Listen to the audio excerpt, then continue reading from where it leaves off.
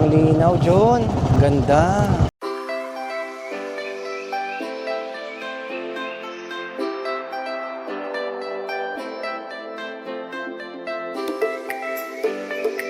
Dito kayo guys ibababa mismo sa Municipal Hall and nandito ang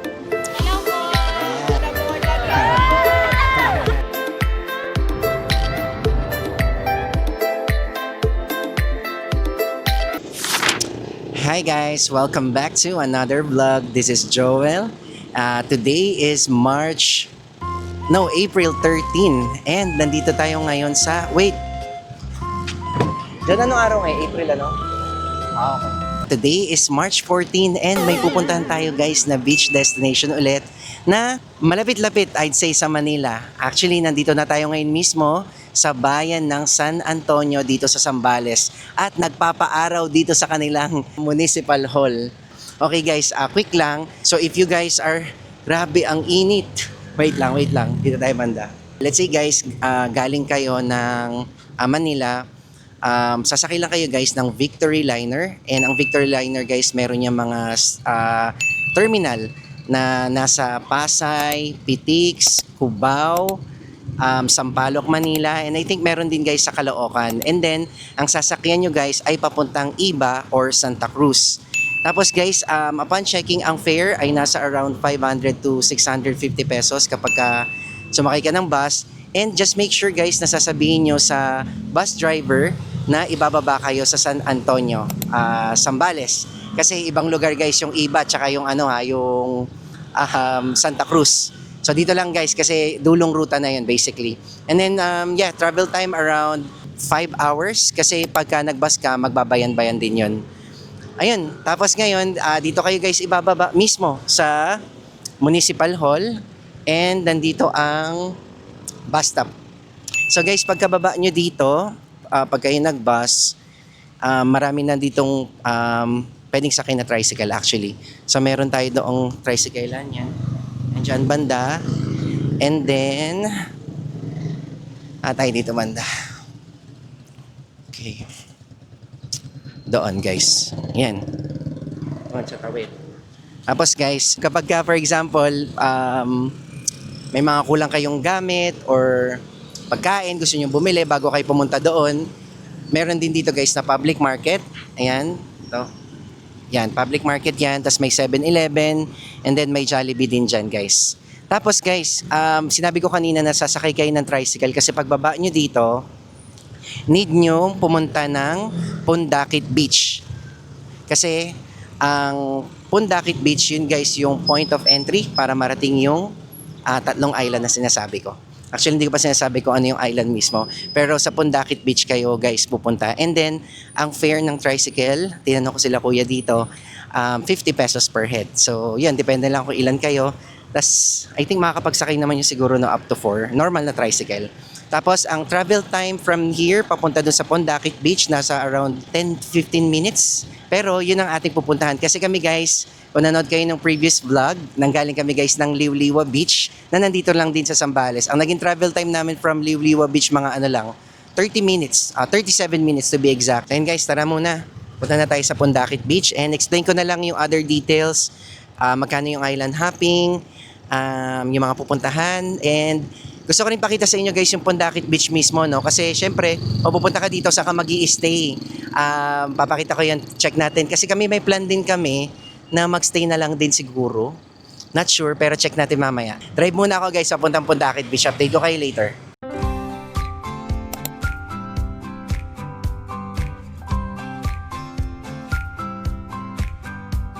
Ayun guys, pala dito sa madadaanan nyo guys.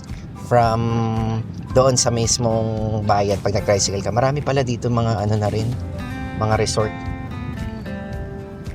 Mga pwede nyo pagstayan. Kaya siya pala talaga. Destination talaga siya na tourist spot kumbaga, no? Pagdating pala dito, whether tricycle or private car, need nating tumigil dito guys sa tourism checkpoint. Ayan guys, ang Tourism Center San Antonio. Ayan.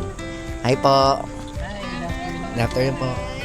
So ayan guys, ang babayaran ay 20 pesos per head pagka outside ka ng San Antonio. Yun lang naman ang kanilang tourism fee. Good afternoon po. Boss, na-late na ba kami? Okay lang ba? Paano po yan, boss? Bili kami ng pagkain? Di pa kasi kami kumakain. Ayun pa kayo nag-lunch. Dapat pala sir, bumili na kayo sa bahay ng Okay. Doon na talaga bibili. Dito? Dito sir, mahirap ng bilihan ng pagkain. Paano kaya yan?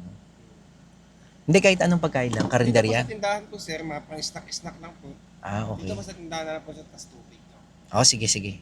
So ayan guys, nandito na kami sa parking and then ang parking rate ay 100 pesos per car per night or buong araw na yun in short.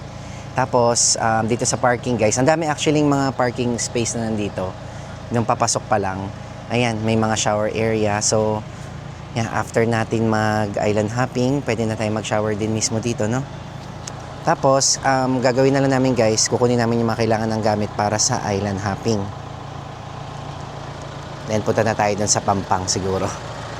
Yun pa pala guys, kapag pupunta kayo dito, ang sabi sa amin ni Kuya, much better daw kung doon na kami bumili mismo sa bayan ng pagkain.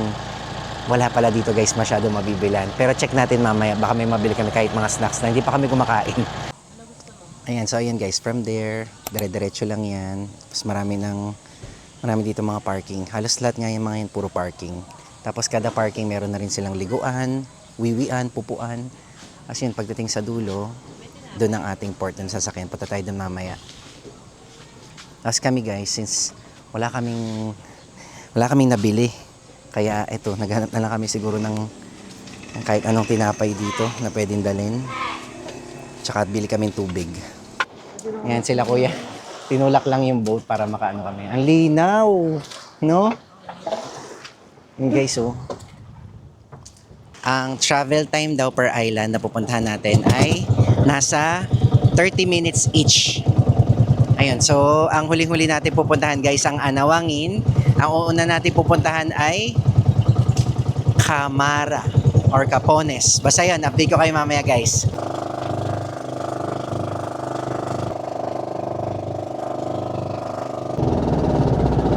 Wow, ang linaw, John. Ang ganda. Okay guys, nandito na tayo officially sa ating first stop, ang Camara. Guys, sobrang ganda. Ito siya sa background ko. Pero syempre, ihaharap ko sa inyo guys yung mismong beach. Sobrang linaw. Ito siya guys. Ayan oh. Nakita nyo guys, may mga isdang mga maliliit na mabibilis lumangoy na parang transparent. Ayan siya. And sobrang malakas magpaganda guys yung mga bundok talaga ng Zambales, no? Ayan oh. And I think limestone to, no? Limestone yung ganyan. Anyway, so far so good. Ang ganda. Tapos pala guys, sabi ni Kuya kanina, 'di ba, 30 minutes daw per island. Pero magmula doon sa may Pangpang, parang 15 minutes lang naman yung biniyahin namin. Tapos may internet access din dito guys. I mean, may signal lang mobile data. So far. Hi. Hi kayo.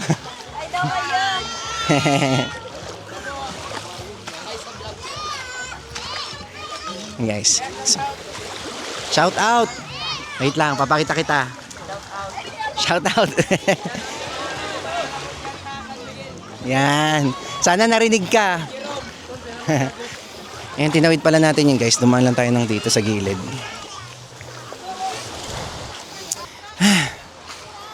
Nainggit ako guys kasi yung mga tao nagpipiknik kami ni Junjun, wala kami dalang kahit anong pagkain. Sayang no. Dito sana maganda kumain guys oh. Yan. Sila picnic, tas pwede ka rin pala mag-pitch ng tent dito. Yan. Hello po. Oh, sikat na kayo mama. Anong pangalan natin? Po, Joel Arboleda po. Shot po, shot. Sikat na po ang Zambales. Buti pa sila guys, may pansit dito. Sige, joke lang. Thank you po. Kami pa si Chair. Sige. Sa totoo lang, wala kami nabiling pagkain. Pero sige, mamaya na lang. Thank you. Okay. mabait nila. Inoferan tayo ng pansit today. Wala tayong pagkain. Tapos guys, si John, di niya dinala yung yung eco bag kung nasan yung mga tinapay pati tubig. Anyway, sabi lang naman sa amin dito guys, 30 minutes na tayo dito mag-i-stay. 30 minutes tapos lilipat tayo sa other island.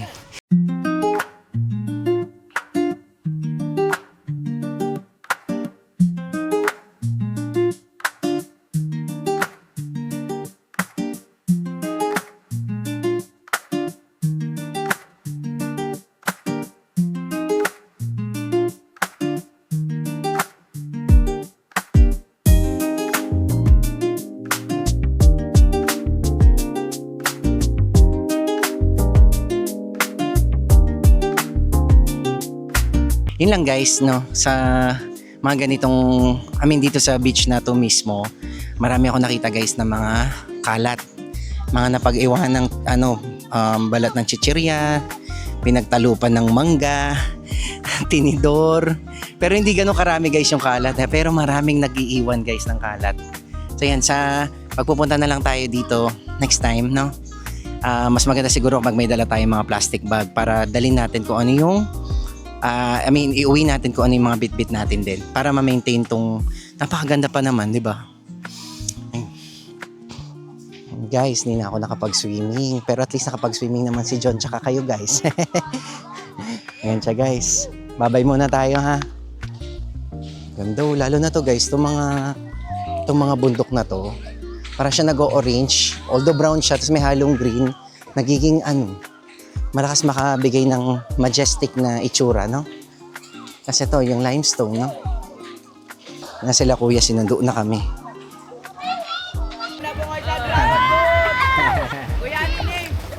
Joel! Arboleda! Bye! Okay! Sana mapanood nila.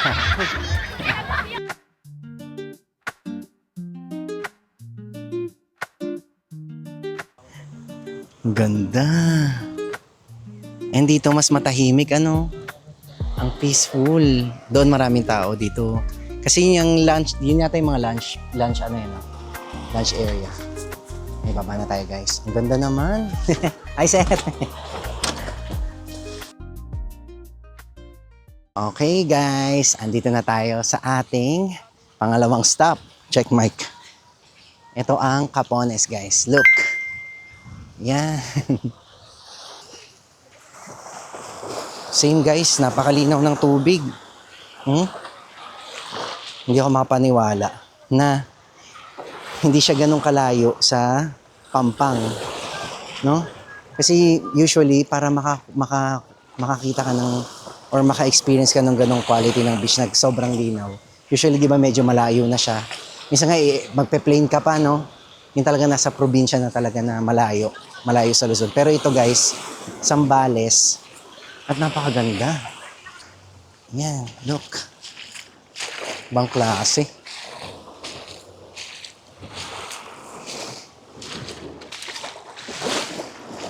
And dito guys, malinis. Ganda oh. Ayun guys, so picture spot. Dito may mga rock formation. Guys, kung meron kayong pagmamalaki sa inyong mga probinsya, comment down below guys para magkaroon tayo ng option na malay mo mapuntahan natin one of these days at ma-feature din natin sa vlog guys. Napakagandang isla guys. Magsilong muna ako dito saglit, pahinga konti, tapos mag-swimming na. Discuss ko pala sa inyo yung boat. So yung boat, nakontak ko si sir sa social media lang din. May nakita kong isang nag-post tapos ni-recommend siya. Ang sabi doon, si kuya daw, siya daw yung one of the cheapest dito sa na marirent nyo. So ipa-flash ko na lang guys yung kanyang Facebook page and napaka-accommodating niya talaga guys. Kasi yung naging oras namin ng pagpunta dito, paiba-iba. Noong una sinabi ko sa kanya 10 AM, tapos sabi ko 11, tapos ang ending namin mga 1:30 na kami nakasakay. Kaya, yan, sabi niya wala na naman daw problema yon. And, of course, provided nila yung life vest. Pero, hindi ako nakapag-inquire ng mga snorkeling gear. Kasi, ang bala ko lang talaga din dito, guys, mag-beach-beach. Kumbaga, hindi na muna tayo mag-i-snorkeling. Tapos, Ayun, yung boat nila, maximum is 6. Pero since dalawa lang kami ni John, ang chinarge niya sa amin ay 3,000 pesos. So I think pagka nagdagdag ng extra head, syempre madadagdagan din siya. And sabi ni Kuya sa akin din na ang hirap din daw niya na mag-disclose agad ng price kasi nga pabago-bago yung gas ngayon. So yan guys, kung mag-inquire kayo sa kanya, feel free to message him din sa Facebook.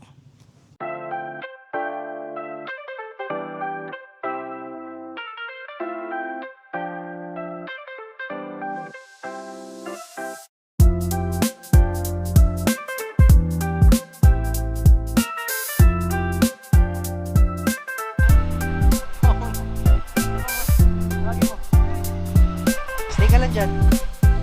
Uy, mababasa dyan.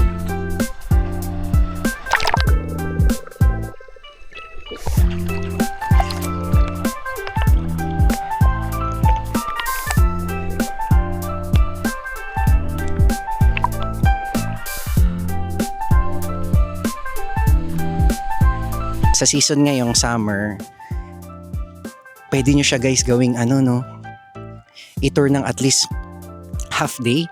Kasi nag-start yung boat kanina, magwa 1:30 na din eh. So kung 3 PM na ngayon, pasok na pasok guys, half day. Tapos pagkatapos nun, di ba 4 PM ang tapos, makakabalik tayo dun sa may Pampang. Pwede ka na ulit mag-drive, pabalik pa Manila or sumakay ng bus doon sa bayan, no? Pabalik. Yun, pag marami kang energy guys. Marami kang energy. Kabe ka man! Kung tutuusin guys, parang iniisip namin ni John nakakabitin tong island na to. Parang mas gusto namin magstay na lang dito ng mas matagal. Pero, tignan natin. Ayan, dito tayo sa dulo. Tara na guys, sa next destination natin, ang Anhawangin. Pero tatanong ko sila kuya guys, kasi may mga nakita ko dito nag-pitch ng tent. Kung may rate ba yon, mga ganan. Ito si Sir Jomar, yung may-ari ng ating bangka. Kung anawangin naman kaya? Ha? Gawin na anawangin ko na po tayo. Sige, tara. Medyo mahaba po. Ay, boss, may tanong pala ako, yung mga pitch ng tent dito, ano yun, may bayad yun? Dito po sir, wala pong bayad po. Pwede po dito magtayo ng mga tent. Pero bawal lang po magkalat. Pero hindi pa rin po So, ibig sabihin, boss, pwede kami mag-day tour dito. For example, ito lang pupunta namin, tapos babalikan niyo kami ng hapon. Pwede po kayo maghapon po dito. Dito. Maagara po kayo ng camping tent na malaki. Pwede po yun. So, ayun guys, pwede nyo gawin yun. Kami nga nag-iisip na ni John eh. Na John? Yung, kumbaga, punta ka lang dito, tapos dala kang tent, tapos punta ka dito ng umaga, tapos pasundo ka ng hapon. Di ba ang saya? Napakagandang isla, guys.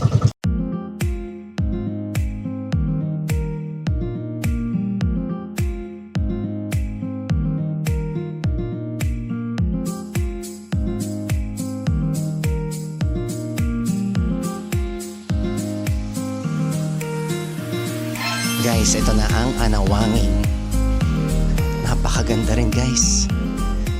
Ang ganda ng mga puno, no? Agoho trees ang tawag nila dyan. Tama ba ako guys? Kasi nabasa ko lang din tsaka narinig ko eh. Agoho to eh. Kasi hindi siya pine tree eh, no? Pero ito siya guys. Ibang iba yung vibe din niya. Tapos yung bundok nga sinasabi ko paulit-ulit. Ang ganda ng kulay. Check natin yung beach guys, saglit. Tapos maya-maya guys, iikot tayo doon. Tingnan natin kung ano pwede natin makain. Okay, ito tayo. Dito guys, ang sand. Yan, medyo grayish siya, pero pinong-pino guys. Oh. And then, ang tubig, let's see.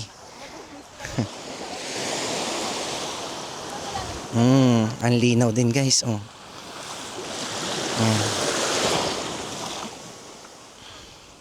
My God. Napakaganda guys ng Zambales. And kung mapapansin nyo guys, wala nang araw. Nakokobera na siya kaya hindi na tayo masusunog ngayon. Yan. Ito meron dito guys, camping site, Anhawangin Cove. May FB page guys, pwede nyo save. Ayan, Serene Camping Sites. Yan, ang ganda ng Anhawangin. Siya yung fully developed, no? Yung kanina nating pinuntahan, island ba? Island na vibes lang talaga siya. This one, talaga mayroon ka matutuluyan, guys. Nakatayo dun sa dulo. Guys, ano masasabi niyo sa Zambales so far? Dito guys, puntahan natin yung sa may bandang dulo. Hanap tayo ng pwede nating makain. Sabi nila kuya, meron daw makakain. As from doon sa pinanggalingan natin kanina, nasa around 25 minutes siguro. Wala pang 30 minutes nakarating na dito. So ito yung isang camping site. Ayan. Ano dyan? Burger lang. Okay na yun, laban na yan. 5 burger nga. Gutom na ako. May french fries. Price na. Sige. Dalawahin mo na yung fries. Dalawang price na daw po. Tanyang pera. Yan siya guys. Tapos, isang campsite yon yung napuntahan natin doon.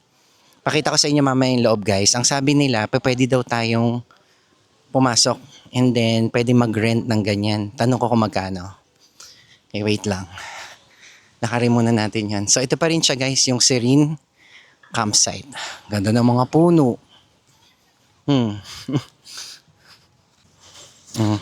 Ang Anawangin guys talagang develop, no? Ayan, may ongoing construction. And ito another campsite guys. Welcome Destinaire Beach Resort and Campsite. This way to more information. Okay. Guys, may nakita ko ito.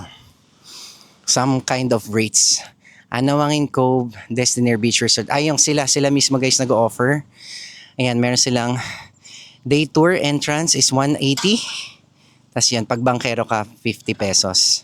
Inclusion, entrance to the resort, comfort room. Pwede pala dito magbanlaw na rin. And guys, may swimming pool. Grilling station, trekking access. Ayos to. Pwede pala natin to guys puntahan, no? Check natin kung magagawa natin ngayon yan. Okay. Ito siya guys. Ayan guys, ang contact details and FB page. Ito pa guys, merong volleyball net. Ayan, sa mga nagbabalibol dyan. Balik na ako guys ha. Kasi gutom na ako. Pwede natin yung burger. May ka kuya. Hello po. Yeah. Kakain kaming burger. Tommy na kaming lahat. Dito tayo papasok guys sa Serene Campsite. Ayan, meron daw dyang ano yun? Parang tulay, no? Lake. May lake daw guys sa loob. Pasukin natin yan. And ang kanilang entrance fee ay 100 pesos. Akala ko pwede tayong umupo pala dyan. Pag table. I see. Hindi doon tayo sa tabing yung sa lake. No? Sa bridge na lang tayo guys. Ang ganda naman dito.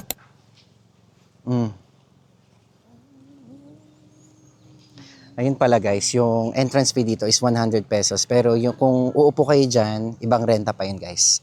Hindi ko nga alam natanong magkano. Nasa magkano yun boss, alam mo? Yung table and chair. Yung table po nila is 1,000. 1,000. Table po is 500. Okay. Thank you. Ay, ang ganda ng lake dyan. Nice, ayan. Pala, isdaan pa lang to. Ganda. Grabe. Bukod dun sa beach, no? May ganito pa pala sa loob. John, malakas na Nami Island. Na? Nami Island, guys, ng Korea.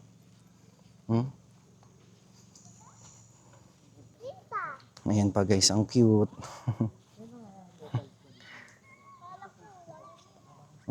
Sila pala, guys, yung mga locals dito nakatira. Hi! Hello! Ang kukit nila guys.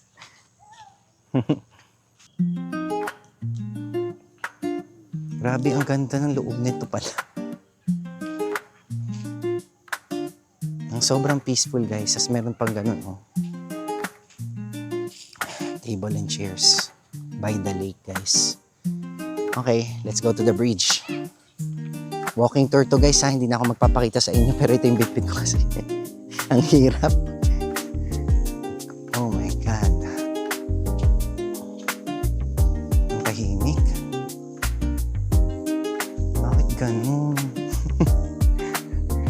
Para ka napunta sa ibang dimension, guys. Hindi ako makaget over. Yan, may bridge, guys. Ito. Ganda ng mga puno. Parang portrait, guys. French fries. Ang sarap. Nakaka-relax ng place na to. Nagnog. Birthday na niyan.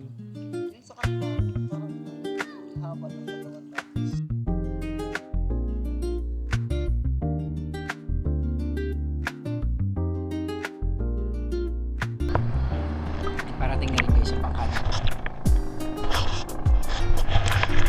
Okay, punta tayo sa ilalim.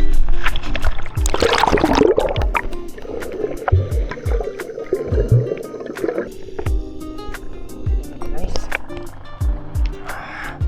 Napakaganda ng sunset. Ay, swerte natin guys at na-witness natin yan ano. Hindi ko naman din in-expect na ganito kagandang anawangin. Walang tiwala sa anawangin.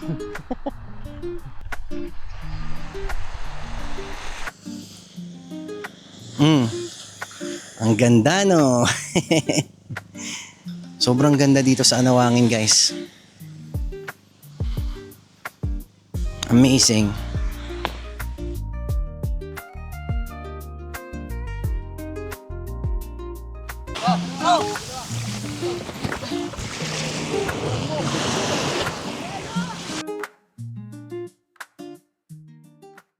Kailangan namin sa ito. Dapat bago magtag-ulan, makaipon na eh. Totoo no. Pag nagtag-ulan, wala na silang... Ano bang season dito kaya yung ano yung yung di maganda yung alon yung ganyan? June Hanggang July na po yun. hanggang bare months. Talaga wala nang mag-highland hopping siguro. Meron naman po sir, good weather. Mm. 1 week. Tapos mamaya alon na naman. Ah, ito talaga perfect season ano. Sige, bye-bye. Thank you. Next time ulit.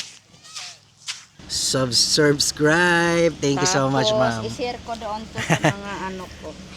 Ah, kasi sa mga mag-island hopping din, ano? Oo, tapos Pero, yung mga kamag-anak ko, lahat marami. pero ma'am, siguro mga ngayong linggo, ma-upload ko na tong, ano. Sure, Pagka meron na, tsaka mo pwede i-share. O, yun po. Antayin ko yan, sir. Thank you, ma'am. Po. Oh, sige, wait lang, maliligo na ako.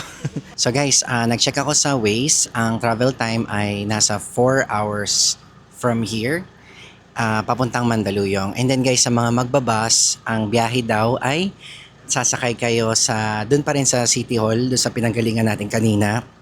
May mga dumadaan daw doon na bus na pa po.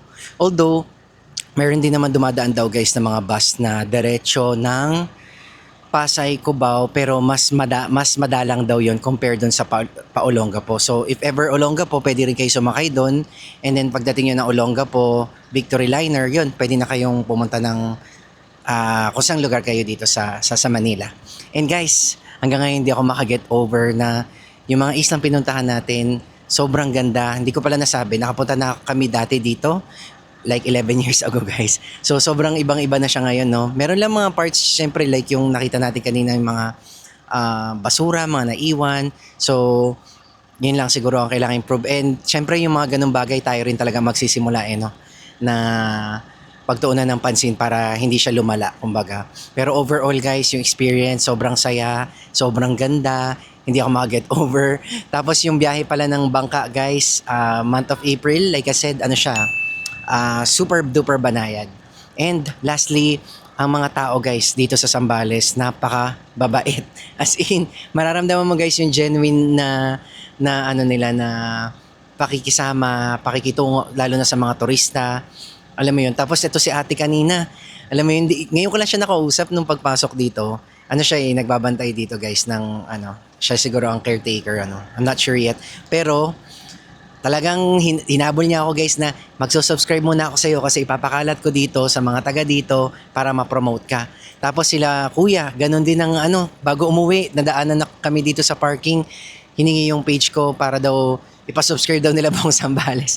Ayun lang, nakaka-touch yan sobra sa more than the beautiful place more than the beautiful island, yung beach.